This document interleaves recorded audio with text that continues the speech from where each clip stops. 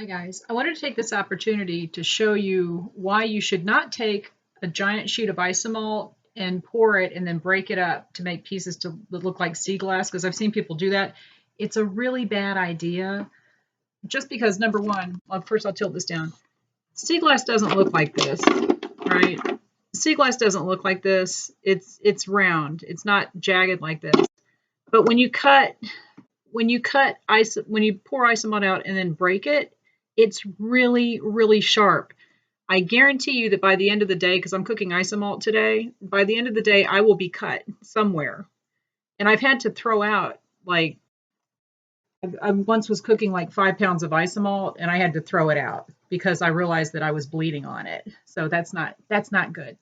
But what you want to do, well, what you don't want to do, I wanted to show you this because this is just a piece that I was using to experiment. Here's a poor little banana I'm going to use, and look, it cuts into the banana. It's not a good thing to. If you take this and put it on a cake or on, a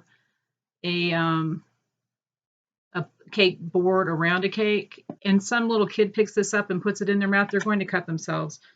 And there was a piece here. Look at this. I broke this piece. Look how jagged that is, like a knife. I mean, do you really want to serve that to someone? So please, please, please, just for safety reasons, and this poor little banana is dead. For safety reasons, if nothing else, just get a sea glass mold and do it that way. Don't pour a sheet of isomalt and then break it up. It's just not safe. All right, that's all. I'll talk to you guys later.